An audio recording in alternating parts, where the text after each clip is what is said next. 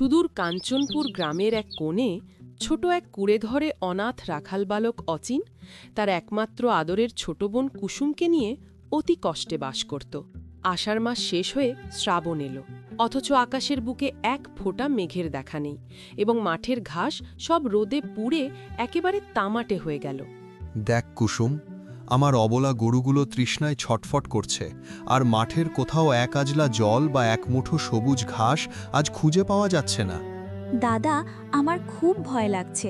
গ্রামের সব পুকুর শুকিয়ে ফেটে চৌচির হয়ে গিয়েছে, আর আমাদের কলসিতেও এক ফোঁটা পান করার মতো জল নেই।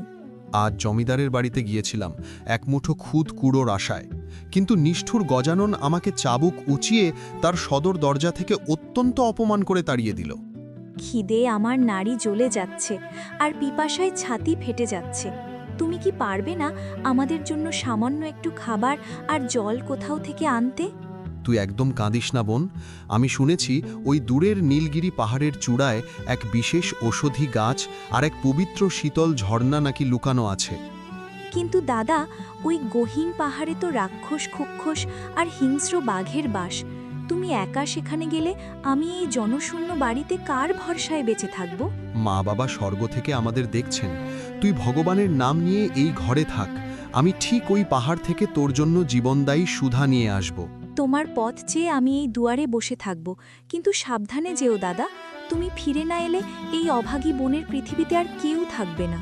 বনের এমন করুণ আর কাতর মিনতি দেখে অচিন চোখের জল আড়ালে মুছে নিয়ে দীর্ঘ এক লাঠি হাতে সেই দুর্গম পাহাড়ের রহস্যময় উদ্দেশ্যে যাত্রা করল। চৈত্র দিনের কাঠ ফাটা রোদে অচিনের ফর্সা চামড়া পুড়ে তামাটে হয়ে গেল এবং পায়ের তলার তপ্ত বালু তাকে প্রতিটি পদক্ষেপে আগুনের মতো প্রবল যন্ত্রণা দিল। হে ভগবান, আমায় শক্তি দাও যেন আমি সেই ঝর্ণা খুঁজে পাই। আমার ছোট্ট বোনটি জলের অভাবে ঘরে একা ধুঁকছে, আমি তাকে মরতে দেব না। তৃষ্ণায় নিজের বুক শুকিয়ে কাঠ হয়ে গেলেও অচিন হার না মেনে বনের কাঁটাযুক্ত পথ মারিয়ে নীলগিরি পাহাড়ের খাঁড়া ঢাল বেয়ে ধীরে ধীরে উপরে উঠতে লাগল। অচিন যখন নীলগিরি পাহাড়ের মধ্যপথে পৌঁছাল, তখন চারদিকে ধূসর কুয়াশা আর আগুনের হলকার মতো গরম হাওয়া বইতে শুরু করল। তার গলার স্বর পুরোপুরি বসে গিয়েছে, আর তৃষ্ণার চোটে চোখের সামনে সবকিছু যেন অন্ধকারের মতো বারে বারে কেবল কাঁপতে লাগল। হঠাৎ একটি বড় শ্যাওলা ধরা পাথরের নিচে বসে থাকা এক অতি বৃদ্ধ আর জরাজীর্ণ মানুষকে সে খুব করুণ সুরে কাঁদতে দেখল। বৃদ্ধের চামড়া রোদে পুড়ে ঝুলে পড়েছে এবং তার শুষ্ক সাদা ঠোঁট দুটি কেবল একটু জলের আশায় বারে বারে কাঁপতে দেখা যাচ্ছে। ওরে দয়ালু বাপু, আমায় এক ফোঁটা জল দিয়ে সাহায্য কর। তৃষ্ণার জ্বালায় আমার বুক ফেটে এখনই বুঝি প্রাণটা বেরিয়ে যাবে।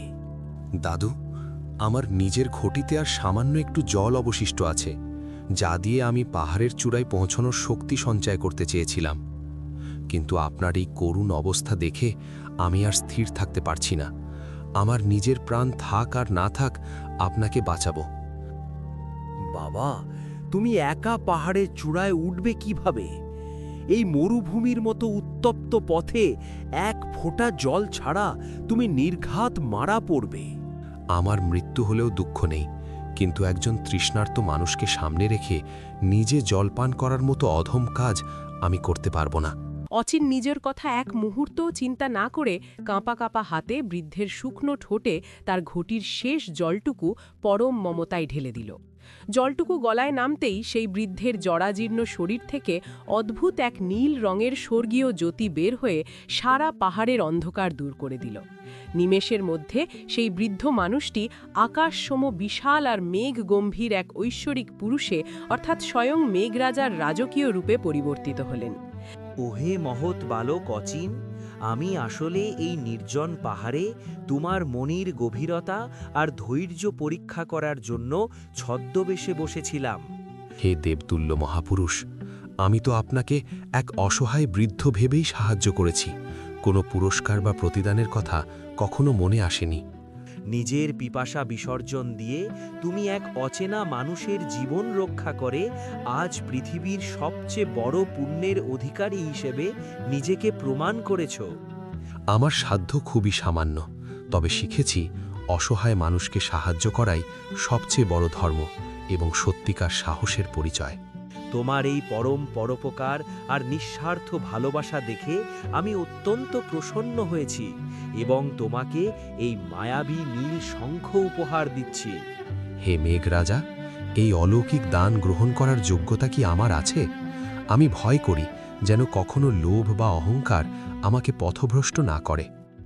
যখনই তোমার গ্রামে কোনো বড় বিপদ আসবে কিংবা মানুষ অনাহারে কষ্ট পাবে, তুমি এই শঙ্খ হাতে নিয়ে আমাকে ভক্তিভরে স্মরণ করবে। শঙ্খের পবিত্র শব্দে আকাশের মেঘে বিদ্যুৎ চমকাবে এবং এখান থেকে সুস্বাদু খাবার আর সোনার মোহর চারদিকে অঝরে ছড়িয়ে পড়বে। হে মেঘরাজা, আপনার এই অমূল্য দান আমি চিরকাল অতি যত্নে আগলে রাখব এবং আর্ত মানবতার কল্যাণে একে সবসময় সঠিক কাজে ব্যবহার করব।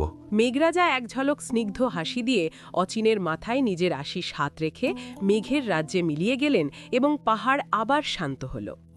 অচিন সেই মায়াবী নীল শঙ্খটি বুকের মাঝে অতি সযতনে জড়িয়ে ধরে দ্রুত পায়ে নিজের গ্রাম কাঞ্চনপুরের দিকে দৌড়ে ফিরে এলো। পথে সে দেখল মাঠের ফসল সব ছাই হয়ে গিয়েছে, আর গ্রামের মানুষের চোখে মুখে কেবল আসন্ন মৃত্যুর এক করুণ ছালা ঘনিয়ে এসেছে। কুসুমের ঘরের দরজায় পৌঁছে অচিন দেখল তার প্রাণপ্রিয় ছোট বোনটি জ্বরে ধুঁকছে আর এক আজলা জলের জন্য বড্ড কাতর হয়ে কাতরাচ্ছে।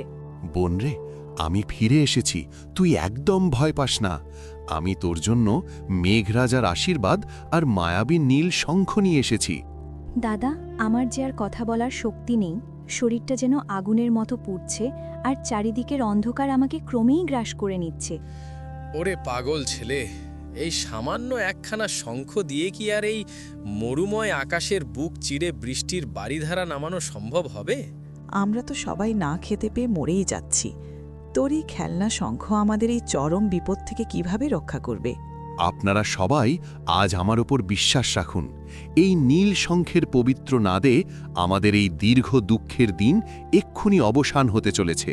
অচিন দু চোখ বন্ধ করে মনে মনে মেঘরাজার চরণে প্রণাম জানিয়ে সেই উজ্জ্বল নীল রঙের শঙ্খটিতে অত্যন্ত সজোরে এক ফুঁ দিল। সাথে সাথে গুমগুম শব্দে আকাশ কেঁপে উঠল, আর চারিদিকে ঘন কালো মেঘের রাশি এক নিমিষে সূর্যের প্রখর আলো ঢেকে দিল। বিদ্যুতের তীব্র চমক আর কড়কড় ডাকে সারা গ্রাম মুখরিত হয়ে উঠল এবং তৃষ্ণার্ত ধরণীর বুকে প্রবল বেগে ঝমঝম করে শীতল বৃষ্টি নামল। ওরে দেখ দেখ, আকাশ ফেটে কেমন বৃষ্টি পড়ছে। আমাদের এই ফেটে যাওয়া শুকনো মাঠগুলো আবার সবুজে ভরে উঠবে রে ভাই। ধন্য এই রাখাল বালক অচিন, আর ধন্য তার দয়া। আমাদের এই তৃষ্ণার্ত গ্রামের প্রাণ আজ আবার নতুন করে ফিরে এলো।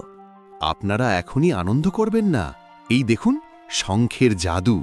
এখন সবার পেটের ক্ষুধা মেটানোর জন্য এখান থেকে উত্তম আহার বেরোবে। অচিন আবার শঙ্খ বাজালো, আর অমনি শঙ্খের ভেতর থেকে গরম ধোঁয়া ওঠা সুস্বাদু ভাত, ডাল আর হরেক রকমের ব্যঞ্জন বের হতে লাগলো। বাহ, কি চমৎকার সুবাস! আমরা কতদিন এমন পেট ভরে খেতে পাইনি। আজ পেট পুরে খেয়ে আমাদের শরীর আর মনে বল ফিরে পাবো।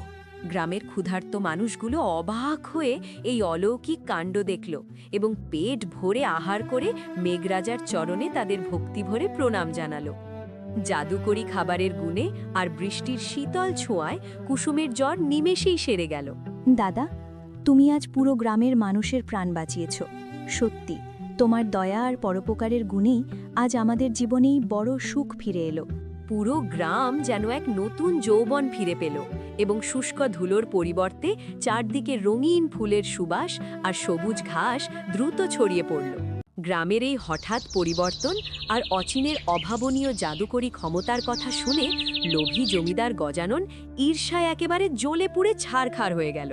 সামান্য এক রাখাল ছোকরা কিনা হবে এই মহামূল্যবান শঙ্খের মালিক, আর আমি জমিদার হয়েও তার দয়ায় বসে বসে অন্ন ধ্বংস করব?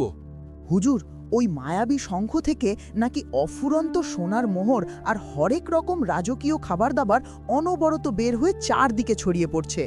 ওরেও পাইক বরকন্দাজরা, তোরা এক্ষুনি যা আর ওই ছোকরার হাত থেকে সেই অলৌকিক শঙ্খটি ছিনিয়ে নিয়ে আমার রাজপ্রাসাদে হাজির কর। জমিদারের নির্দয় পাইকেরা অচিন আর কুসুমের ছোট কুঁড়ে ঘরে ঢুকে পড়ল এবং অসহায় অচিনকে ধাক্কা দিয়ে ফেলে দিয়ে সেই নীল শঙ্খটি নিয়ে গেল। ওরে নিষ্ঠুর পাষণ্ডরা, এই শঙ্খটি দয়া আর পবিত্র মনের জন্য। তোমরা এটি নিয়ে গেলে গ্রামবাসী আবার অনাহারে অকারে প্রাণ হারাবে যে। জমিদার গজানন তার রাজপ্রাসাদের চত্বরে গ্রামের সব মানুষকে জড়ো করল এবং দম্ভের সাথে ঘোষণা করল যে সে এখন সবচেয়ে বড় ধনী হবে।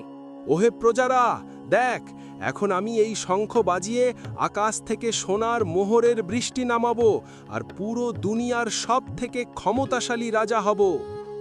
জমিদার বুক ফুলিয়ে গভীর এক শ্বাস নিয়ে শঙ্খটিতে সজোরে ফু দিল, কিন্তু আকাশ থেকে মোহরের বদলে কেবল ঘন কালো ধোঁয়া বেরোলো। হঠাৎ সেই ধোঁয়ার কুণ্ডলী থেকে হাজার হাজার বিষাক্ত কালো ভ্রমর আর বিচ্ছু বেরিয়ে জমিদার আর তার চাটুকার পারিষদদের কামড়াতে শুরু করলো। ওরে বাবারে, মরে গেলাম রে! এই শয়তান ভ্রমরগুলো যে আমার নাকে মুখে হুল ফুটিয়ে সারা শরীর বিষে একবারে নীল করে দিচ্ছে। হুজুর, পালান, এই ভ্রমরগুলো তো আমাদের ছাড়ছে না। আপনার লোভের জন্য আজ আমাদের সবার জীবন বুঝি এই রাক্ষুসে পোকাদের কামড়েই শেষ হবে। প্রাসাদ জুড়ে হুলুস্থুল পড়ে গেল, আর অহংকারী জমিদার যন্ত্রণায় মাটিতে গড়াগড়ি দিয়ে বাঁচাও বাঁচাও বলে চিৎকার করে চারিদিকে কেবল পাগলের মতো ছুটতে লাগল। অচিন বাপু, আমায় বাঁচাও, আমি আমার মহা পাপ বুঝতে পেরেছি। এই শঙ্খ কেবল তোমার মতো দয়ালু আর খাঁটি মানুষেরই কথা শুনে কাজ করে। লোভের আগুনে পুড়তে থাকা জমিদারের এই করুণ দশা দেখে গ্রামের মানুষ ভয়ে পিছু হটল, কিন্তু অচিনের কোমল মন পাষাণ হয়ে থাকতে পারল না। জমিদার মশাই, অন্যের জিনিস জোর করে কেড়ে নিলে তার ফল কখনো মধুর হয় না, বরং তার নিজের ধ্বংস আর চরম অপমানই ডেকে আনে।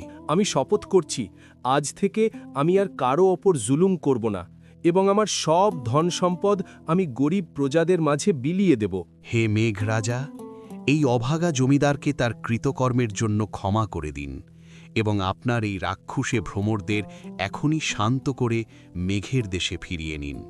মুহূর্তের মধ্যে হাজার হাজার কালো ভ্রমর আর বিষাক্ত বিচ্ছুর দল বাতাসে মিলিয়ে গেল, আর চারিদিকের আকাশ আবার পরিষ্কার আর অত্যন্ত নির্মল হয়ে উঠল।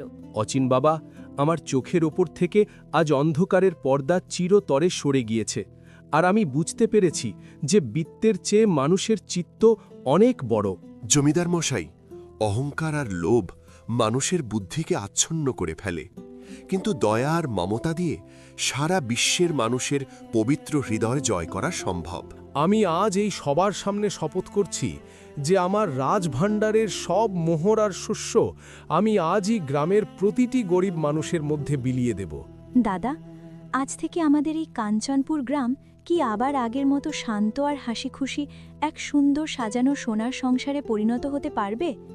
অবশ্যই হবে রে বোন, কারণ মেঘরাজার আশীর্বাদ এই শঙ্খের মাধ্যমে আমাদের গ্রামের প্রতিটি ধূলিকণাই আজ এক অপরাজেয় পবিত্র শক্তি ছড়িয়ে দিয়েছে। হে মেঘরাজা, আপনি যেমন আজ আমাদের গ্রামের দুঃখ দূর করেছেন, তেমনি পৃথিবীর সব মানুষের মনে দয়া আর ভালোবাসার আলো সারা জীবন জ্বেলে রাখুন। দাদা, চলো এখন আমরা আমাদের সেই ছোট কুঁড়ে ঘরে ফিরে যাই, যেখানে বাবা মায়ের আশীর্বাদ আর তোমার এই মায়াবী শঙ্খ আমাদের চিরকাল আগলে রাখবে। Don't forget to subscribe, like, and share Ajob Golpo Studio for amazing stories.